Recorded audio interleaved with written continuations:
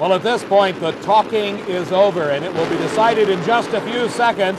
And it is Raymond Beadle out first. There goes Prudhomme towards that center line. He drives away. Beadle's car smoking, and it is Don Prudhomme with the win and the upset, as Beadle had been the low qualifier at 5.96 seconds. The qualifying doesn't count, as Prudhomme told us in the interview, and Prudhomme is the winner. The next round will be finding Trip Shoemake against this man, Paul Smith. And apparently some problems inside the car. It's a brand new race car, qualified very well here. The crew going inside the car must have been some type of shifting linkage problem. Generally, when you see the crew going in the windows of a funny car, that's what it is. Trip Shoemake sitting very patiently as all the work is completed on Paul Smith's car, and they both approach the starting line, ready to challenge each other and this quarter-mile racing service at Atlanta Raceway. Paul Smith's car totally unlettered, except for the number 10, indicating his finishing position in last season's World Championship. Shoemake with the big lead, and Paul Smith heads towards the guardrail. He has to shut it off, and Shoemake nipping a few pistons, but look at the time. 6.10, a 6:10 elapsed time. That's the amount of time it takes to travel the quarter of a mile from a standing start. Shoemake with a big lead, but Paul Smith already into trouble as the car drifts out towards the guardrail, and right there he has to lift away from it, gives the win to Shoemake, who's with Steve Evans right now. Well, you know, it's fun to see you down here for a change in a favorites role. Oh, man, I tell you, it's been a long time coming. I'm tired now. Well, it's good to be here.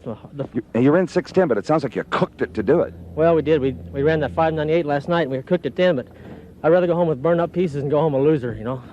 Got plenty of tin soldiers where those came from, let me tell you. Okay, we'll see you down here in round 2. Okay, off here. As Trip Shoemake and his crew heads back to the pit area to start work on their car, crew chief Ray Alley lining up Kenny Bernstein out of Dallas, Texas, into his own tracks after the burnout. The purpose of the burnout, in addition to heating the tires, is to lay down a lot of rubber to provide a good, tight racing surface so these huge slicks can get the traction they need to put these cars through the quarter mile in elapsed times of under 6 seconds. Kenny Bernstein in the near lane. His competition is Billy Meyer. Meyer out of Waco, Texas, started his racing career at the tender age of 16. He is 25 years old today, and he's driven nothing but funny cars. That's right, at 16, he started his racing career coming out of go-karts and jumping right straight into a nitro-burning funny car. He is one of the best today. Here you see Kenny Bernstein with a bit of a lead at this point as Billy Meyer goes up into smoke. He heads towards the center line, causes some problems, and Ray Alley's wife very, very happy with Kenny Bernstein's big win because he recorded 6.08 second elapsed time, and his speed was a blistering 242 miles an hour. Billy Meyer smoking the tires, the car getting out of control. It heads towards the center line, and that's all for Billy Meyer. For Kenny, a big win. Well, Kenny, based now on average elapsed times, you look like the favorite. Well, you know how that goes, Steve. The favorites come and go in a hurry. But we're into the second round, and that's a start. And now we'll go back and fix her up. We nipped her a little bit and try it again. Well, now the bad news. You race the snake next round. Sure, yeah. Well, we're on the good side of the ladder. We had Billy, Prudhomme or Beadle, and the final, whoever the other side is. But we had the bad guys. Let's put it that way. It was Beadle, Prudhomme, Billy and me on the same side of the ladder. So you look ahead. A lot of people try not to do that. Oh, I think that's in their minds. I like to know who's coming up next, even if there's a chance, right? Absolutely. Okay, we'll see. You were the snake down here in round 2. That'll be it. Thank you. And obviously elated Kenny Bernstein as we get ready for the last race of this round of funny cars. In the far lane, the Sting of Larry Kugel, driven by Cheryl Greer, while here in the near lane, it is Al Segrini at the wheel of this beautiful green machine. But when you're in Atlanta, all eyes are in the far lane on Cheryl Greer. He's from Warner Robins, Georgia, just down the road a piece. He's just moved into the driving chores of this car, and Cheryl Greer is the 1974 world champion. He admits to being at least 39 years of age. We say he's the grand old man of funny cars, and he qualified very well in Larry Kugel's car to match up against Al Segrini here in the first round of racing. Leaving the line together and up in smoke and out of control goes Al Segrini, almost into the guardrail. Now what a tragedy that would have been. Segrini just about wore the new off of that one. but he brought it back under control. He lost it right off the starting line. Cheryl Greer, a fine time at 6.18 seconds, but I can tell you, all eyes switched very quickly over to Segrini, as when he came off the starting line, the tires instantly starting to smoke. He loses control right there and has the presence of mind to shut it off and bring it back into a straight line. In the semifinals, it'll be Kenny Bernstein against Don Prudhomme, Trip Shoemake going against Cheryl Greer. We're at the Southern Nationals at Atlanta Raceway near Atlanta, Georgia. I'm Dave McClelland along with Steve Evans, and there's some real action in the Trip Shoemake pit area. You remember he said he had blown an engine. Well, the new one hanging on the hook's worth about $15,000 to $17,000. They're taking the old one out. Meantime, Steve Evans is in the Al Segrini pit area. At each NHRA national event this year, the McGuire's Wax and Polish Company presents a Best Appearing Car Award. Here at the Southern Nationals, that honor goes to Al Segrini's Super Brute from Boston. And the judges are using words to describe this car you don't usually hear around the track. Classy, they're calling it. Elegant. And I'll tell you what, this whole operation just reeks of quality. This is the best appearing car. And our congratulations to Al Segrini and his whole crew as we get set to go into Pro Stock Racing, the kings of the factory hot rods. Let's take a look at some of the drivers from Reno, Nevada. We have got the Ewell brothers with Mark Ewell at the wheel. He'll be racing Frank Iaconio from Totowa, New Jersey. Warren Johnson comes from Fridley, Minnesota, and he's driving an Oldsmobile against the number 3 qualifier. That's Bob Glidden, the reigning world champion. John Hagan from St. Paul, Minnesota, is driving a Hemi Mopar against Dino Don Nicholson and his Ford. Lee Shepard, of course, the number 1 qualifier, driving the Rare and Morrison Camaro, comes from Arlington, Texas, and it'll be Lee Shepard against the Wayne County Speed Shop car, David Hutchins at the wheel. And a big red light for David Hutchins. He rolled just a second too soon, and it is an easy go for Lee Shepard. He's not about ready to back out of it. His elapsed time, 8.54 seconds. His speed, 157 miles an hour. Back at the starting line, you'll see it. It is the red light glowing there in the circle, and that indicates a disqualification for David Hutchins. Another beautiful Chevrolet Camaro. This, the Ewell brothers, Mark Ewell at the wheel. Ewell going up against Frank Iaconio. He drives another Chevrolet from Totowa, New Jersey. These cars are actual cars coming off a factory assembly line, but a tremendous amount of modifications to them. Their engines can run on gasoline only. They can run on carburetors only. And when you consider they qualified at speeds of upwards of 160 miles an hour, tremendous performance out of these hot rods. And Frank Iaconio with a big lead off the starting line, extending it in the middle of the course, never catch him. Mark Ewell down to defeat at the hands of Frank Iaconio, 8.53 seconds, 100th of a second quicker than Lee Shepard. Here is the new Oldsmobile of Warren Johnson to race against the reigning world champion, Bob Glidden. Johnson debuting this all Oldsmobile Starfire here at the Southern Nationals. Qualified well, but he's racing the number 3 qualifier in this first round of competition. And Bob Glidden is a tough one to beat. Johnson trying to stay with him in the middle of the course. He seems to be hanging in there, but it's over a car length at the finish line. Low elapsed time of the round thus far, 8.50 for Bob Glidden.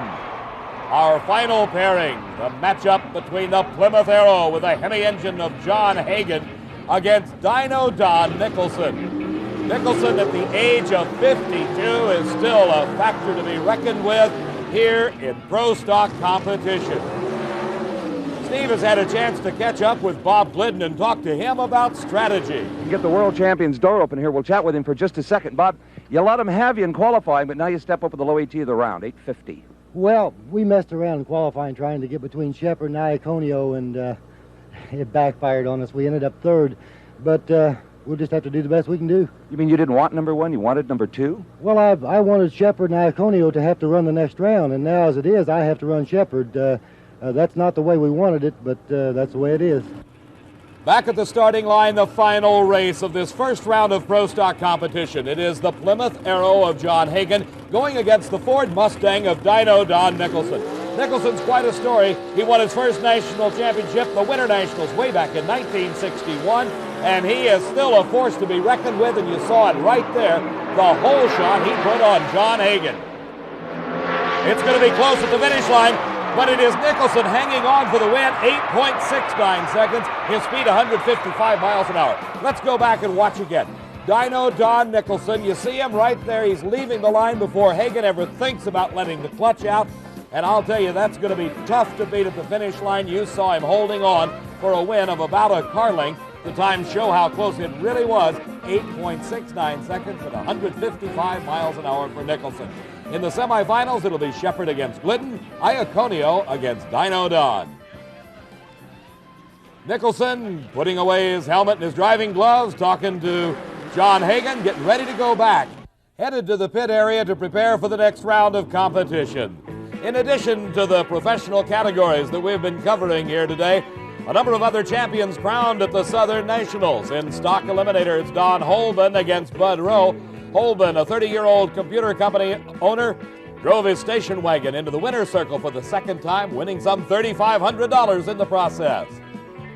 Superstock eliminator pitted Charlie Taylor against Dave Brunn. Taylor out of Lumberton, North Carolina, was the second win for his career, a previous 80 Gator Nationals victory, $8,000 going to Taylor. Larry Kopp in the Opel GT and modified eliminator put this Opel GT in the finals for the third time this season and won this time as Eddie Conrad of Houston, Texas crossed the center line. Larry Kopp winning some $10,000 in modified eliminator. In competition eliminator, it's a pair of Southerners, Ricky Clark out of Hattiesburg, Mississippi, Steve Green from Belle Chase, Louisiana, and the 26-year-old sod farmer from Mississippi in the Roadster won $11,000 when he won the Southern Nationals competition eliminator title. Top Alcohol Funny Car Finals pitted Jerry Gwynn from Miami, Florida against Ace Manzo. But Gwynn, unable to make the run, gave an easy single to Frank Manzo to take home the Top Alcohol Funny Car title. In Top Alcohol Dragster, a rematch of the Gator Nationals. Chet Ricard in the far lane. In the near lane, it was Joe Amato. And what a close race in Top Alcohol Dragster as Joe Amato, the 36-year-old auto warehouse owner, repeated his Gator Nationals championship by just a few inches at the finish line to defeat Chet Ricard. Some of the most exotic two-wheel equipment you will ever find are on the drag strips of America today. Top Fuel motorcycles. In the far lane on the Suzuki, it is Terry Vance, the reigning Pro Stock motorcycle champion. In the near lane, Jim Bernard on a Yamaha. And it's Bernard up near the guardrail. He's using the body English to pull him away. He stays away from it, but the win goes to Terry Vance, somewhat slower than his previous runs, but that doesn't matter. Terry Vance has just won his first ever Top Fuel motorcycle title. Diamond P Sports congratulates all the Sportsman Eliminator champions here at the Southern Nationals. Terry Vance and Jim Bernard coasting to a stop at the end of the racetrack, and is Terry Vance pumped up? You see him right there telling everybody, hey, I just won. Cyril Greer in the pit area working hard, though, because he's got a semifinal matchup, and it can be a tough one because he's got to go against the man that has had some exceptionally fine elapsed times, Trip Shoemake at the wheel of Johnny Loper's car. They're buttoning up that brand new engine, getting it ready to go in this semifinal round of racing. Over in the dragster pits in Shirley Muldowney's pit area, son John owning the cylinder walls on that racing engine. Meantime, Steve's over with Shirley's competition. All right, you go to the starting line to race Shirley Muldowney. What are your thoughts on racing Shirley here today? Well, Shirley ain't going to cut us any slack, you know. We're both top contenders. Ben have since the first of the year. We won the Winter Nationals. She got the Gator Nationals. We got a little more power to go. We're not hurting our motor at all like we did at the Winter Nationals. So we're going to put some more power in it, and I think the racetrack will come around a little bit with the cars running on it and the heat getting in it. And we should run real good. Give her a race for her money. As Jeb Allen gets ready for his race for the money, Georgia Peach is having a great time here at the Southern Nationals. We'll be back with the professional semifinal racing in just a moment. Atlanta Raceway near Atlanta, Georgia, hosting the first ever NHRA Southern Nationals, and this huge crowd in anticipation of the semifinal round of racing. In Pro Stock Eliminator, it is that classic matchup between the factory hot rods of Ford and Chevrolet. Bob Glidden at the wheel of the Ford Fairmont Lee Shepard wheeling the Raren Morrison Camaro, the Chevrolet from Arlington, Texas. Number 1 and number 2 in the world last season. Bob Glidden, the defending and reigning world champion. Both cars coming into those staging beams ever so carefully. The start, all important to both drivers, and it's a red light for Bob Glidden. The win automatically to Lee Shepard. He's in the finals of the Southern Nationals. Bob Glidden shuts it down early. He knew he had lost just as soon as he left the starting line and left that red light showing.